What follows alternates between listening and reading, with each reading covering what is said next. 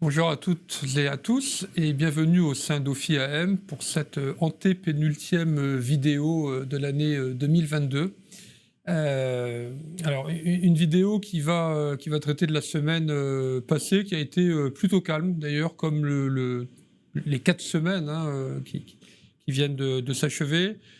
Plutôt calme, c'est pas tellement étonnant, pas beaucoup de nouvelles du point de vue des banques centrales, pas beaucoup de nouvelles du point de vue des bénéfices de l'année 2022 et 2023, puisqu'on est entre deux publications.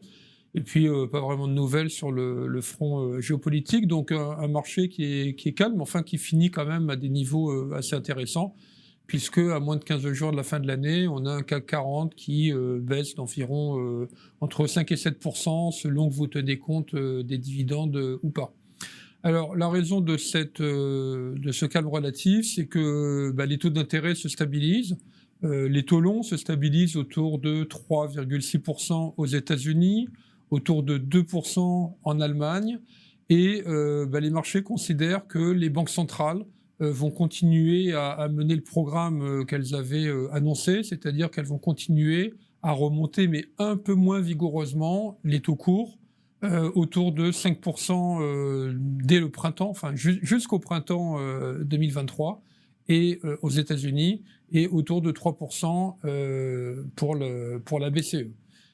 Comme les chiffres d'inflation pour l'instant n'empirent pas, les marchés obligataires considèrent que le pire, entre guillemets, est derrière nous en matière de taux long, et c'est pour ça qu'il y a eu ce reflux qui bénéficie au marché actions dans la mesure où, là aussi, il n'y a pas de nouvelle révision en baisse de la croissance mondiale 2023, une croissance qui sera faible, puisqu'on anticipe autour de 2,5% pour la croissance mondiale 2023, mais une croissance qui permettrait peu ou prou aux bénéfices de se tenir d'une année sur l'autre. Alors nous, on est un peu plus prudents sur les bénéfices, parce qu'à ce niveau de croissance mondiale, on pense que les bénéfices des sociétés européennes devrait quand même régresser par rapport à cette année, qui est un cru exceptionnel. Il pourrait régresser d'une dizaine de pourcents, mais alors si c'est le cas, ça voudra dire finalement, avec un PE qui pour l'année est autour de 11,5-12, on aurait un PE 2023 qui est autour de 13, ce qui serait cohérent avec donc le niveau des taux d'intérêt que je viens d'évoquer.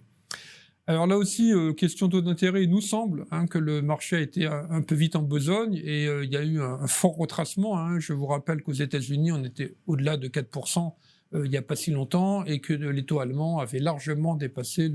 les niveaux de 2%. Donc peut-être une pointe d'optimisme. Nous, on considère donc effectivement, ça a été un peu vite, qu'on pourrait avoir au début de l'année quelques craintes à nouveau sur l'inflation, parce que c'est pas complètement fini. Donc on pourrait avoir un ou deux mauvais chiffres qui seraient mal pris par les marchés, qui pourraient penser effectivement que les banques centrales n'ont pas fini de durcir,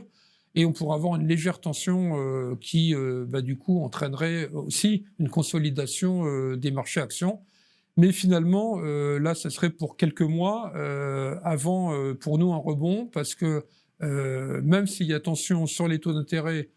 dans un horizon de 2-3 mois, on considère qu'il ne devrait pas durablement se tendre. Quant à la croissance mondiale, au-delà de 2023, elle devrait repartir progressivement, ce qui fait qu'on aurait un couple bénéfice taux d'intérêt qui justifierait tout à fait le niveau de valorisation, et qui pourrait permettre aux indices boursiers en 2023 de finir à un niveau plus élevé que ce qu'ils sont aujourd'hui, mais avec quand même une phase de volatilité. C'est pour ça qu'on est revenu à neutralité sur toutes les classes d'actifs. Je vous rappelle que fin septembre, nous étions passés positifs sur les actions et sur les classes d'actifs obligataires, comme l'investment grade ou le high yield par exemple. Mais vu le parcours, encore une fois, des marchés obligataires, on a préféré revenir à la neutralité, et donc redescendre d'un cran notre opinion sur les marchés obligataires, comme on l'a fait le mois dernier sur les marchés actions. Voilà, donc neutre à court terme, mais avec quand même les perspectives d'une année 2023 qui devrait, selon nous, être positive, mais enfin on aura l'occasion de reparler de tout ça, ne serait-ce que la semaine prochaine. Voilà, donc je vous souhaite à toutes et à tous une excellente journée, et vous donne rendez-vous à la semaine prochaine.